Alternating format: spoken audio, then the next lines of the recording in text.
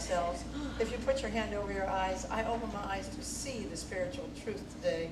I open my eyes to see the spiritual truth today. And now over your ears, I open my ears to hear the spiritual truth today. I open my ears to hear the spiritual truth today. And now put your hand over your heart. Just extend out your arms. I open my heart to receive the spiritual truth today. I open my heart to receive the spiritual truth today. The spiritual truth that I'm working with today is that there is no exception to authentic oneness. There's no exception to authentic oneness. Now, honestly, that's hard for me to say. And for some of you, that's going to be hard to hear. Because we've got exceptions already in our mind when I say there are no exceptions to authentic oneness. But the truth is, just like our card said this morning, there's no exception to the oneness of people we like, the ones that we don't like.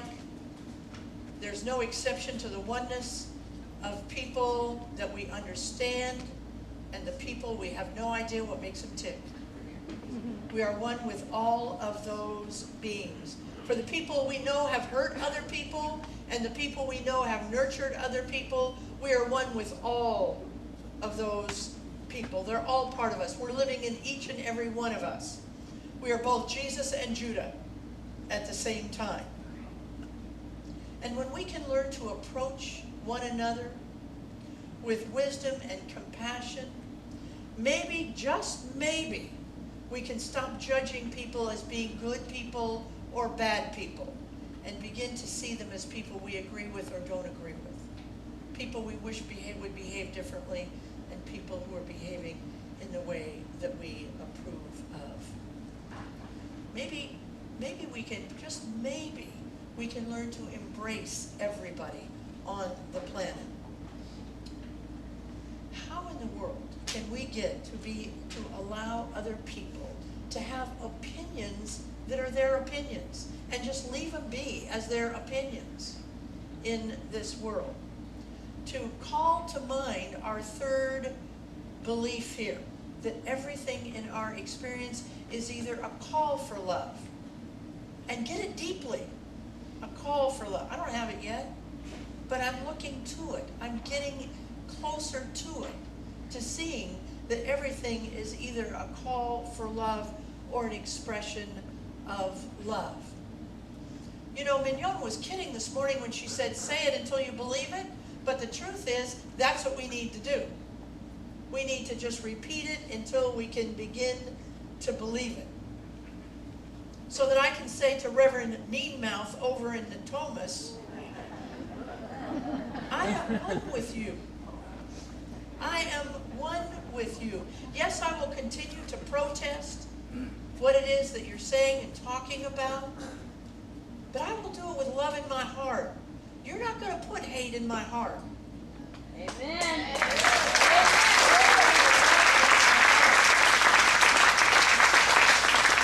I want to remind myself that I'm studying to be a spiritually intelligent person.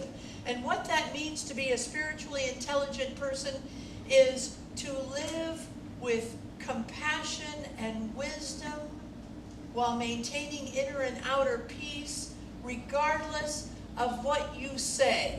How many times you say you want to line my tribe up and shoot us all, I'm not going there with you.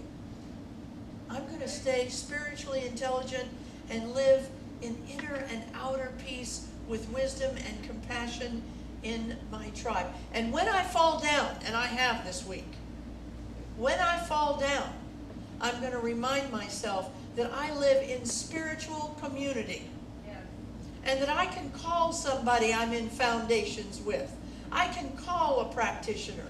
I can call somebody I sing in the choir with. I can call one of the ministers of this church and say, you know what? I just fell into my ego.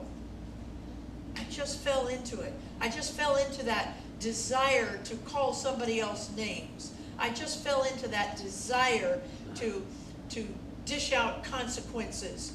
I just fell into my ego. Can you help me off that spiritually ignorant ledge? I want to go back to being spiritually intelligent in my mind. See, otherwise, we're doing what Jesus helped to teach us not to do.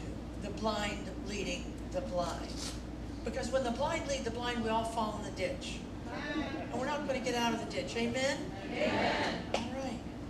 So, to help us, we're in a series. To help us become spiritually intelligent, we're in a series right now. And it's based on this book by a woman called Cindy Wigglesworth. And the book is called SQ21, the 21 Skills of Spiritual Intelligence. And what she's doing is helping us develop actual practical ways of attempting to live in our lives in ways that will help us become compassionate and wise and behave with inner and outer peace in our lives. Well, we're most of it is the first. We're at number 17 now. Skill number 17. The first 16 are on YouTube.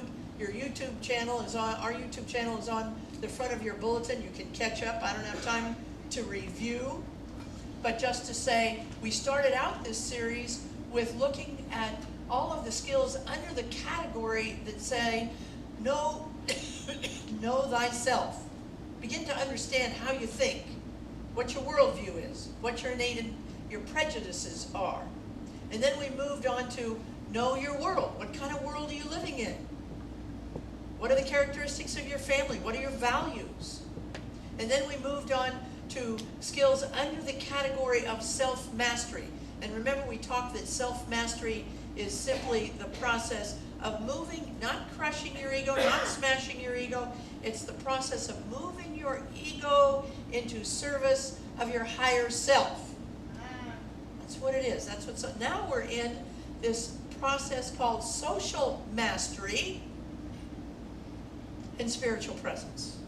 What kind of skills can we develop to have social mastery and spiritual presence? Jesus knew how to do this. Mahatma Gandhi knew how to do this. Martin Luther King knew how to do this. They didn't get tripped up by what people were saying. They only began to form movements by what people were doing. And they maintained wisdom and compassion. Well, I don't have the consciousness of Jesus yet. I don't have the consciousness of Dr. King yet. I don't have the consciousness of Mahatma Gandhi yet. And so I need some skills. I need some help. And that's why we've been taking so much time looking at these skills. So right now, we're going to go on to 17. Skill number 17 is becoming an effective teacher of spiritual principle. Becoming an effective teacher of spiritual principle. See, here's where we've blessed our life with it, and now we're going to go out and take these teachings out into the world. CSA is going to become ground zero for taking these skills out and sharing them with other people, because God knows this world needs a more loving presence in it. Hallelujah. So first, before we get into this, now we've got to agree that being a teacher is so much more than standing at a lectern and giving a speech.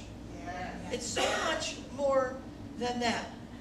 See, the way we teach is how we show up and how we behave when we show up. Many of us may not see ourselves as teachers, but if we are a human being in the company of other human beings, we're always teaching and learning. We're always teaching and learning. Wigglesworth suggests this, is how we teach is based largely on depend on our motives. We have lower motives and we have higher motives as teachers. Neither one of them are bad. Lower motives are where you want to control somebody else's behavior. That's a lower motive teaching. Now let me tell you, that's not always bad. I was a bus driver in a 7th and 8th grade school once for a very short period of time. While I was there, my motive to get people to behave in a certain way was a good motive. It was right. So it's not always bad. But when you get to adults, that kind of a motive, the lower motive, where you're trying to control people and trying to tell them what to do and how to behave, is not as effective as when you show them how your life works by behaving in a way that's aligned with spiritual principles. In recovery, we call that attraction rather than promotion. And what we're doing here is just saying how we behave. We're gonna motivate you by how we behave, not what we tell you to do. Because pushing adults doesn't always work. In fact, it rarely works. What happens when we push and try and control adults is adult egos get in the way and they try and push back, don't they? That's what happens when you try and tell me what to do. I heard of a guy recently who needed a couple of units to graduate. He was almost ready to graduate. And he just needed a few units, and he thought, you know what, I'm gonna make it easy on myself. I'm gonna pick a class that can't be too hard and just get the few units I need. And so he decided to sign up for a bird watching class. He said, well, how hard can that be? And he didn't really have any affinity to birds, but he just thought easy. And so he goes to the class one day, and he hadn't done any homework, hadn't read it, didn't think it was necessary. And he goes to the class, and the teacher gives him a piece of paper, and on it are little squares. And in the little squares are drawings of bird legs. And on the test it says, please identify these birds' legs. And it just made him crazy. He thought, that's the craziest. His ego is just out of control. He said, this is just too crazy. So he goes up and he puts the paper back on the teacher's desk without even his name on it. And the teacher says, well, you haven't even put your name on the paper. And he lifts up his pant legs and says, you figure out who I am.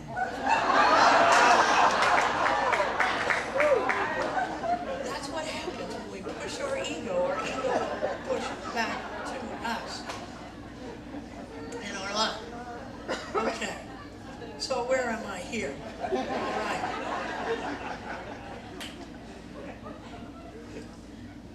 Most of us teach by how we show up. And when we show up in alignment, even when we're angry, even when we feel we've been disrespected, even when we're afraid, when we show up in spiritual alignment, meaning we show up with a loving heart, that's how we teach spiritual principle. That's how we teach other people to begin to change the climate of the world. See, Jesus said, when we act like the hypocrites act, where they prayed outside the temple, but they never did anything in spiritual alignment after that. And we know people, you know people and television evangelists who preach one thing on Sunday morning and then on Tuesday morning in the paper you read something else all about them. That's not teaching. That's not being a presence for spiritual presence in the world. Most of you have heard me tell the story several times. And I could tell it every week and we'd be well served. It's the story of St. Francis, who had a young seminarian who was with him who wanted to learn how to be a preacher as St. Francis preached. And so he studied with St. Francis, and he one day said, I'm ready, Francis. I'm ready to go out now and preach. And he nagged him and he nagged him and he nagged him so often that Francis said, okay, we're going to go out for the next 3 days. And we're going to hit 3 cities. And you're going to preach at all 3 of those cities. And they went out the first day. And they tended the sick. And they comforted the afflicted. And they fed the hungry. And the next day they went to another city. And they tended the sick.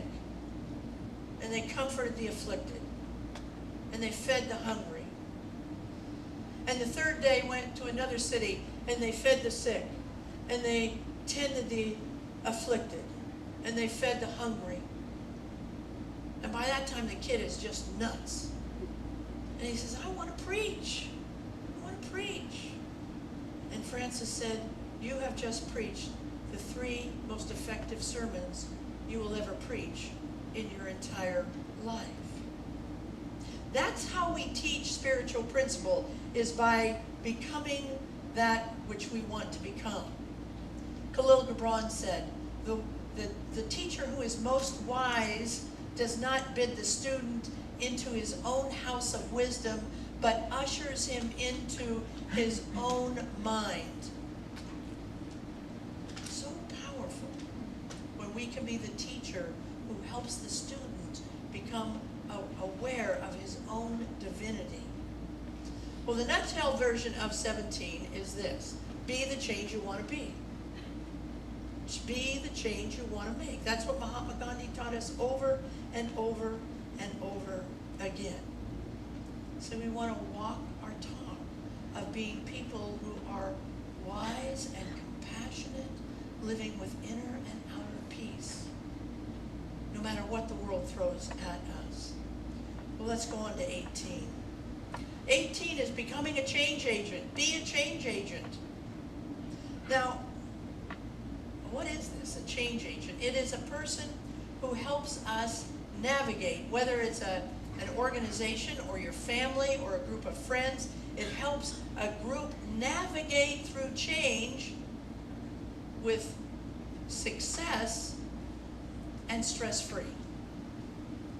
That's what a change agent is. Navigate through a situation that is stress-free and is successful. Now, you all have been change agents in your life, I bet, at some point. Maybe there was somebody in your family, maybe a sibling, wanted to marry outside your family's religion or culture or sexual orientation, and it upset your family, and you helped move them through it. Or maybe it was somebody in your workplace who was demoted, and they were angry, and they were starting to stir stuff up. But you stepped in and you helped flow that back into a manageable work situation. And you did that and helped people become less stress-free.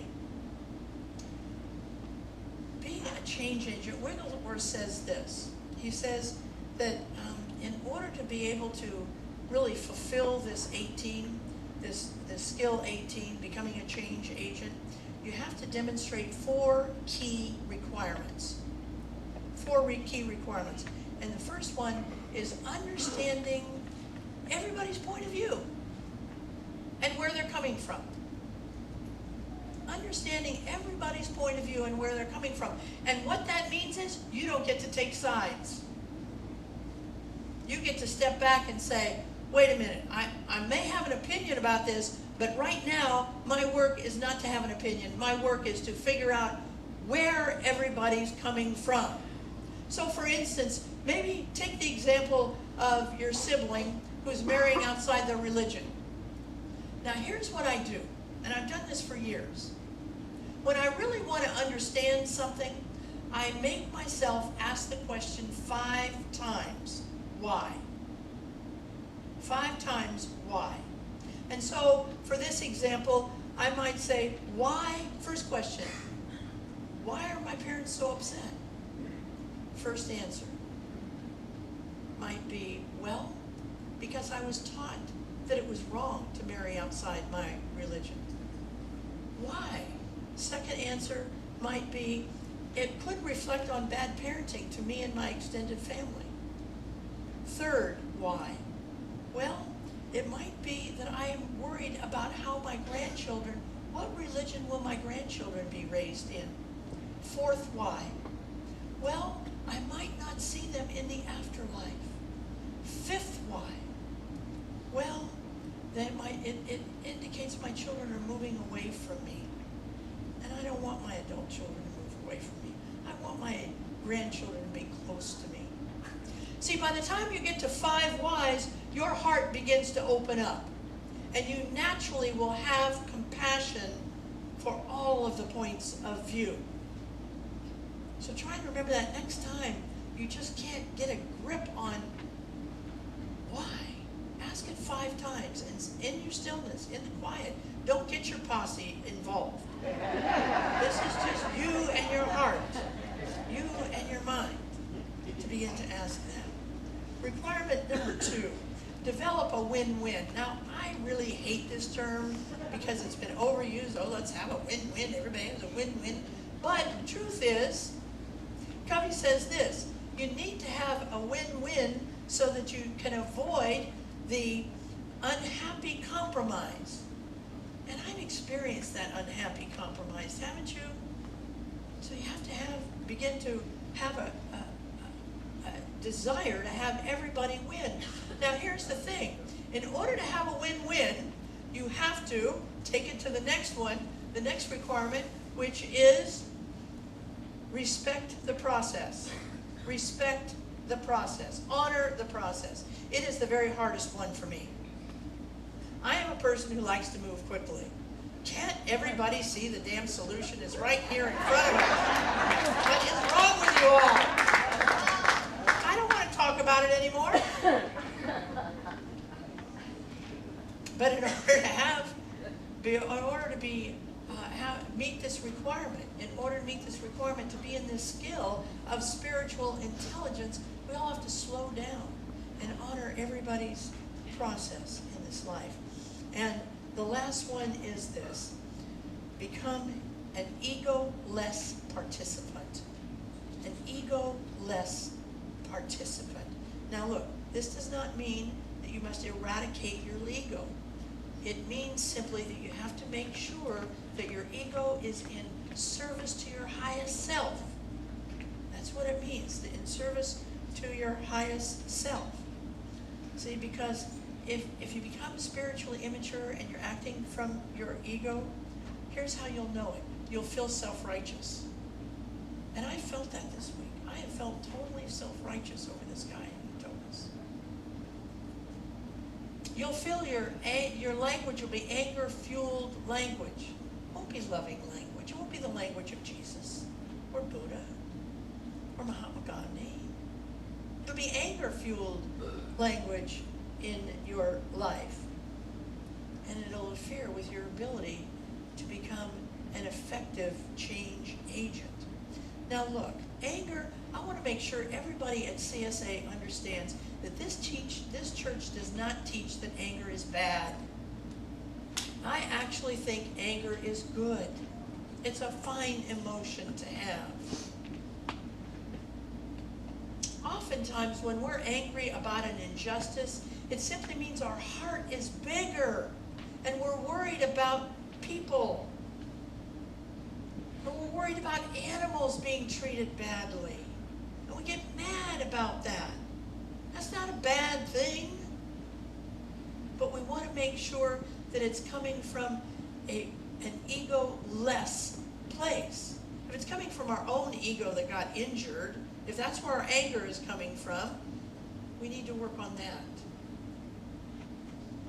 And we need to know that expressing anger has to be really looked at carefully before we just go expressing anger all over the place. Being a wise and effective leader, being a change agent is complicated, and it's multi-dimensional. We have to keep going deeper and deeper and deeper. But my goal is this. My goal is for CSA to be ground zero in taking love out in the world in this way. Not in the way that anybody's going to walk all over us, but in the way that whatever we do to stand up for ourselves is done with love for ourselves and every other person out there, including the people that we think are trespassing against us. And when we can get that at a deep enough level, this valley will change. Our offices will change. Our groups that we're in will change. Everything will change. And we'll begin to wonder how it happened. It'll happen because we changed. Because we began to become spiritually intelligent people. Let's take this message into prayer. There's only one power. It's the power of love. And it runs through us right now. Nothing more really needs to be said. If we are willing to open our hearts and our minds and our channels to love, so that it not only comes in, but it goes out. And the law of circulation just keeps healing and healing and healing and healing and healing. And we heal our own hurt because we know hurting people hurt others. My I release this word into the law, and together we say, So it is. Before we take your gift, we want to begin some celebration here. You know, this is a very high vibrational church. It's a church that is filled with love. And not only love coming in, but love going out. A great example is we wanted to send 13 kids to camp. It's a camp down in Idlewild, Southern California. It's a very expensive camp. But we were adamant that any kid who wanted to go in this church was going to go, whether their parents could afford it or not. Yeah.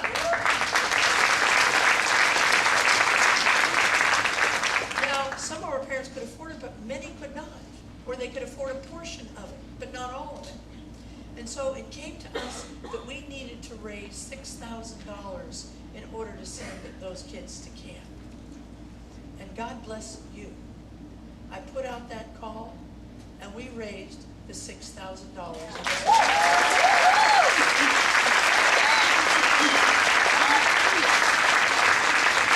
the kind of generous spirit that you have. You see, you don't give to this church, you give through this church.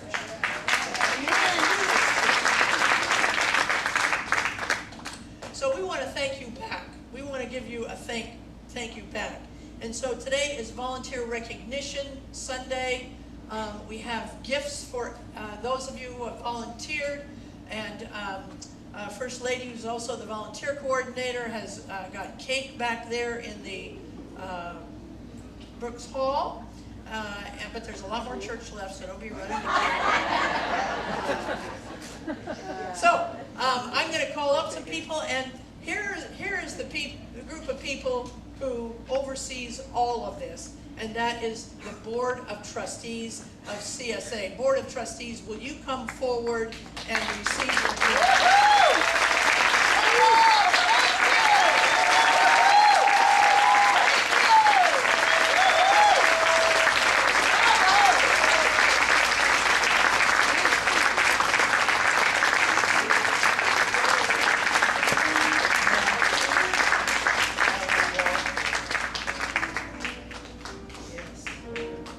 So what we're giving everybody today is a car charge. Wait, what board number? Somebody take this. Is a card. I'm going to go right over there with the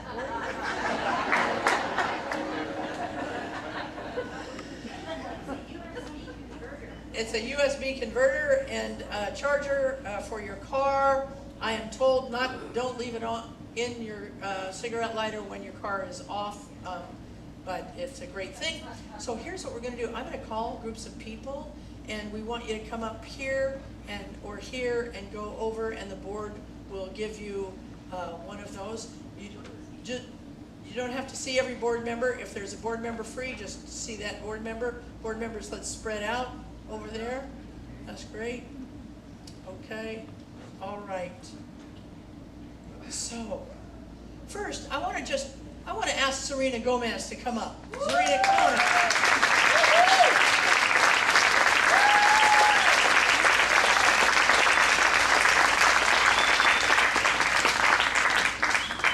You know, I'm not going to talk about every group of volunteers, but I want to talk about this one because it's hot out there. And I don't know if you know how beautiful our grounds look.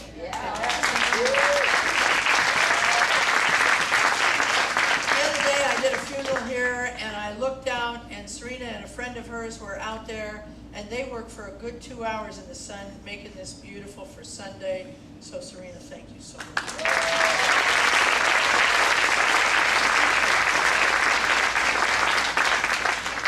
All right, practitioners in the house, will you please come forward?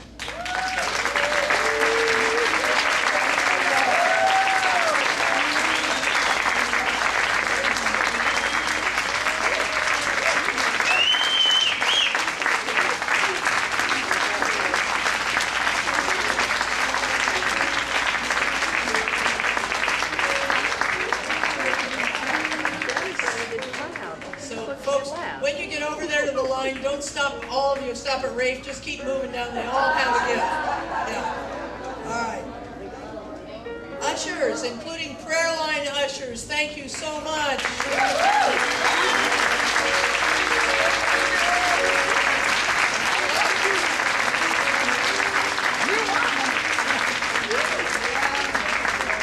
People often say to me, I feel so loved and so greeted when we come here.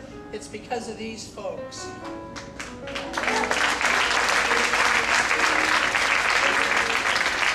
Children's Church, teachers and baby holders. Children's Church.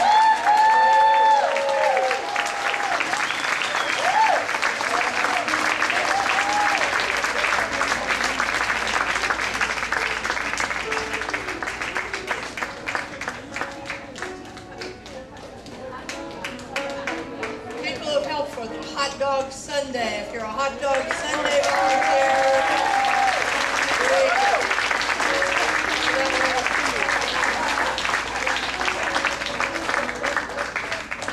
recycling program volunteers, recycling program volunteers.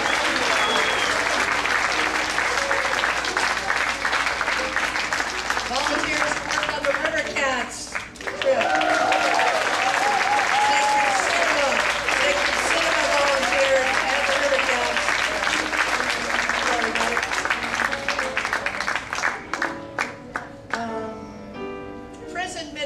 Volunteers, sending out love for prison ministry.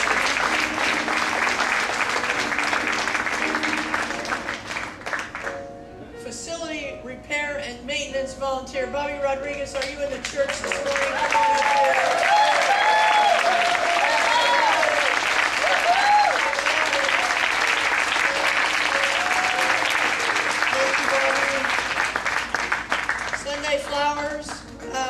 Sunday flower arrangers in the house this morning. Those of you who have worked as cookie display artists throughout the year. Cookie display artists.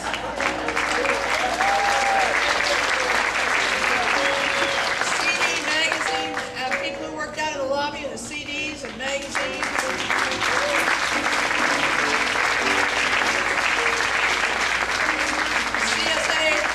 Volunteers, Sunday bulletins and visitor packets. Office volunteers,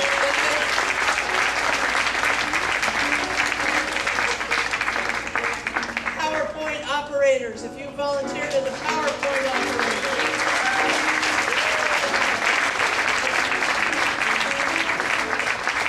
Sunday kitchen cleanup, sinks.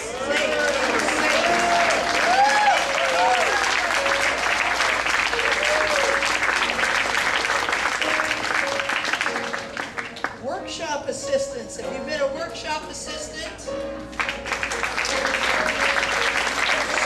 event coordinators, ticket sellers, bartenders, and cleanup people. Prayer card offering stuff. The person who stuffs our chairs. I know she's shy, but the person who puts all these cards in our chairs and then looks at our chairs.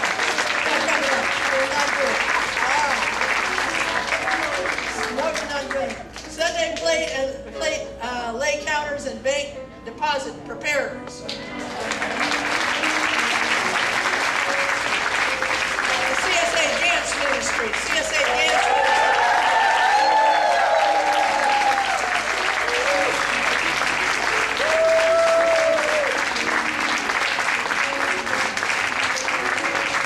Dance on over here.